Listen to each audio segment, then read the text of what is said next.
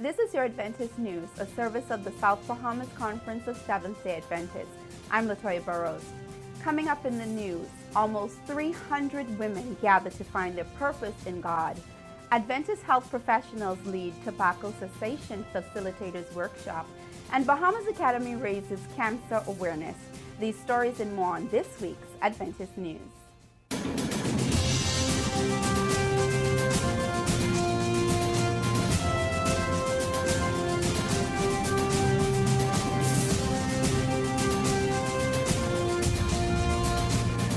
Welcome to your Adventist News. I'm Latoya Burrows. Thanks for joining us for this week's broadcast.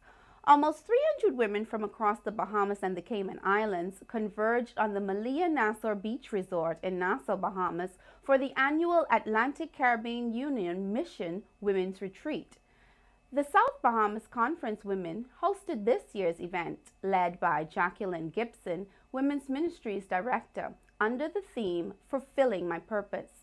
Guest speaker Linda Anderson, the Dean of Freshman Women at Oakwood University in Huntsville, Alabama, delivered a series of emotionally charged and inspiring sermons throughout the weekend. From Rahab to Hagar to Mary Magdalene and the woman at the well, then to Ruth, Anderson constantly pointed to God's expectation and provisions for every woman to fulfill their purpose despite their circumstances, limitations, or pedigree. As the weekend progressed, the focus transitioned from the God of the purpose to the me in the purpose, and ultimately, the fulfilled purpose. During plenary and breakout sessions, women were instructed on how to identify their spiritual gifts and then were invited to commit to God by writing their discovered purpose on cards. These cards were then symbolically attached to a life-sized female silhouette representing the purposes of all the women in the Atlantic Caribbean Union of the Seventh-day Adventist Church. Prayer was an integral part of the weekend's activities as each woman was encouraged to go on the prayer path experience. A room was prepared with 8 progressive stations, which provided the environment for the ladies to have an intimate encounter with God. Denise Johnson, Women's Ministries Director for the Atlantic Caribbean Union, publicly expressed regret to the attendees on behalf of their sisters in the Turks and Caicos Islands who were among the first to register for the retreat but had to cancel their reservations due to the impact of the recent hurricanes on their island. At the retreat's climax, a token package was prepared for each of the Turks women, and the attendees testified of a weekend well spent as they were drawn closer to God and their purpose. Recently, 13 health professionals and health enthusiasts of the Seventh-day Adventist Church attended a tobacco cessation facilitators workshop hosted by Bahamas Healthy Coalition. The facilitator was Dr. John Carey. Topics of discussion included the benefits and strategies to quitting, quit day celebration, stress reduction, becoming a non-smoker, detoxification, and re-entering society. Dr. Carey, in his presentations, noted that not only is smoking dangerous to one's health, it is an addictive habit that is very difficult to break. However, it was suggested that a number of smokers have used the Breathe Free 2 plan, which is an initiative promoted by the Bahamas Healthy Coalition to assist persons to stop smoking. As a result, it is said that smokers were able to kick the tobacco habit and live healthy and happy, productive lives. The objective of the 2-day intensive training was to qualify persons who wish to become certified as tobacco cessation facilitators trainers. According to the recent studies from the Bahamas Breast Cancer Initiative, the Bahamas has one of the highest rates of cancer worldwide and currently ranks among the top 20 countries in the world for the amount of women with breast cancer. Over the years, October has become Breast Cancer Awareness Month, which is an annual campaign held to increase awareness of the disease. The Bahamas Academy Elementary Division, along with coordinating teachers Tamika Fox and Juliet Sands, organized a chapel service for the entire school with this emphasis. Juliet Sands emphasized why this chapel was so important. We try to impact our community, and therefore we have this initiative that we hope that will inspire them, and not only that, educate them more about this disease.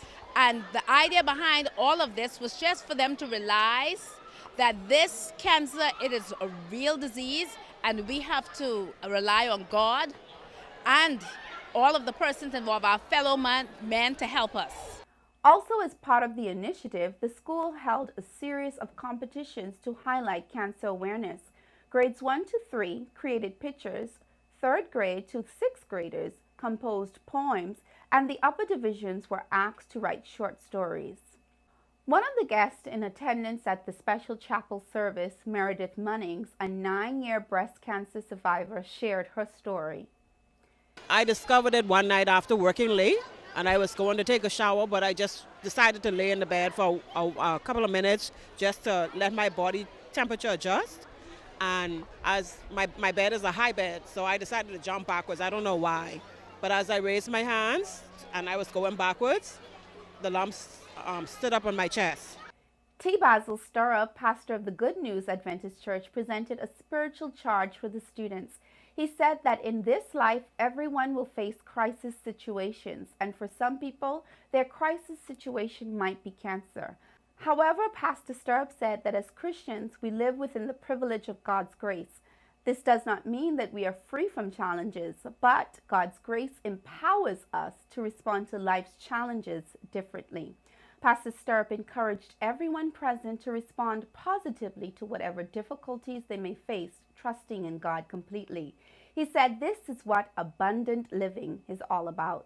It is a perspective from the view of God that teaches us how to respond to the things that happen to us differently from the way we would have responded if we didn't know Jesus. Eternal life helps us to respond to the crisis situations that we will face in this life. After this short break, we'll have more upcoming events in the South Bahamas Conference. Join us on November 10th through 12th, 2017 at the Malia Hotel and Resort for Winning Your Marriage Conference. Guest presenters include Dr. Raymond and Marie Ostrander from Andrews University in Bering Springs, Michigan, and Pastor Levi Johnson, Central Jamaica Conference President. Visit www.winningyourmarriage.com or call the South Bahamas Conference office for more information.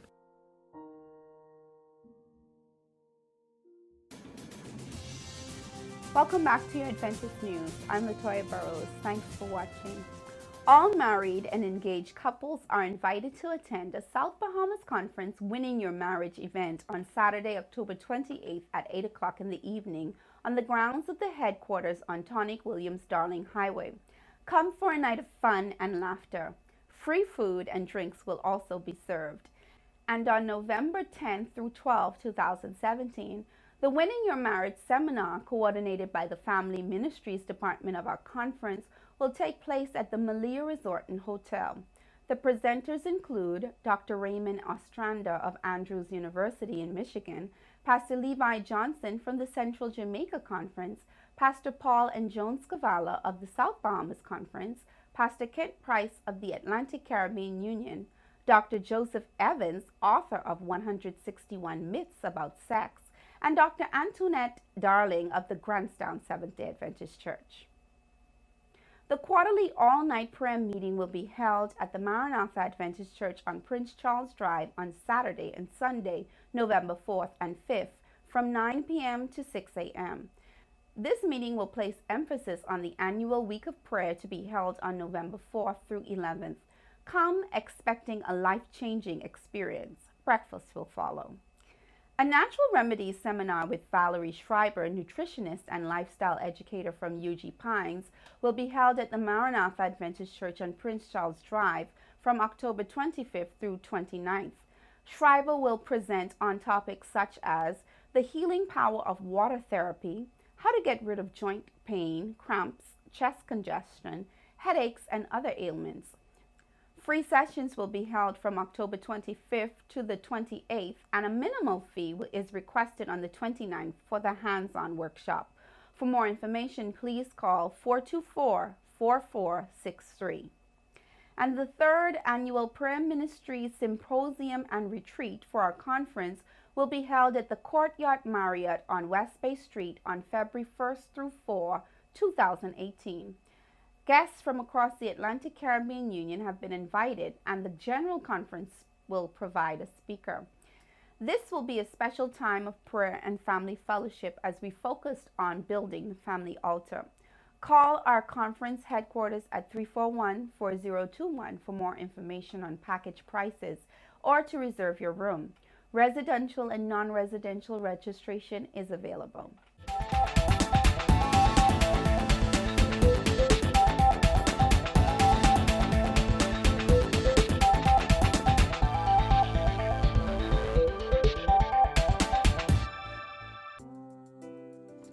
Regardless of your age or family history, a stroke doesn't have to be inevitable. Here are some ways to protect yourself starting today. Number 1. Lower your blood pressure. High blood pressure is the biggest contributor to the risk of stroke in both men and women. Maintain a blood pressure of less than 120/80 for some, and a less aggressive goal, 140/90, may be more appropriate for others. Number 2. Lose weight. Obesity, as well as the complications linked to it, raises your odds of having a stroke. If you're overweight, losing as little as 10 pounds can have a real impact on your stroke risk. Number 3, exercise more. Exercise contributes to losing weight and lowering blood pressure, but it also stands on its own as an independent stroke reducer. Exercise at a moderate intensity at least 5 days a week. Number 4, do not drink alcohol. Once you start drinking more than 2 drinks per day, your risk goes up very sharply. Number 5, treat atrial fibrillation. Atrial fibrillation is a form of irregular heartbeat that causes clots to form in the heart. Those clots can then travel to the brain, producing a stroke.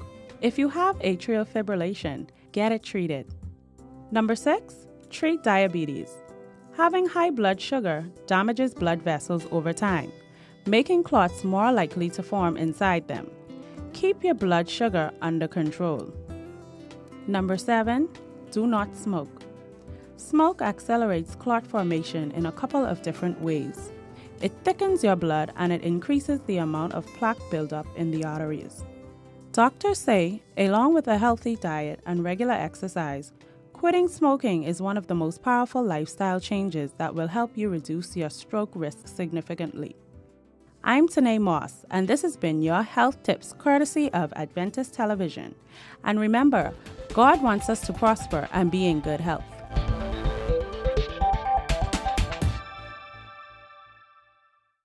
Let's go now to the Adventist News Network for our news feature from around the world. Our first feature is about a young South Sudanese girl named Rhoda, who is currently living in Uganda as a refugee. The South Sudan conflict separated Rhoda from her mother and grandfather, leaving her alone for 3 days. Her teacher, who is also her neighbor, looked after Rhoda as they fled to Uganda for their safety. They ended up at the Bidibidi refugee camp in northern Uganda. There, the Adventist Development and Relief Agency is equipping its occupants with tools to rebuild their lives in their new homes. Adra Norway has more. When I came home from school that day, no one was home. I'm not sure what happened to my family. I believe that they must have run into the jungle to hide from the rebel soldiers. I was home alone for 3 days. I was very afraid, and I didn't know what to do. That is when my teacher, Miss Stella, found me. She's our neighbor, but she got separated with the parents, and I know her very well. So I felt, let's come together to Uganda. So I just got her and then we come together to Uganda. So that's why up to now we are together.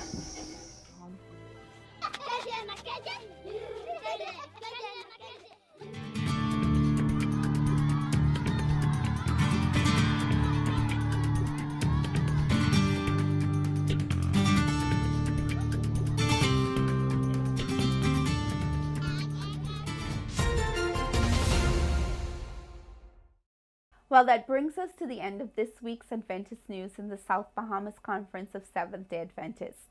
On behalf of our production team here at Adventist Television Channel 658, we want to thank you for watching. I'm Latoya Burrows. Have a blessed Sabbath.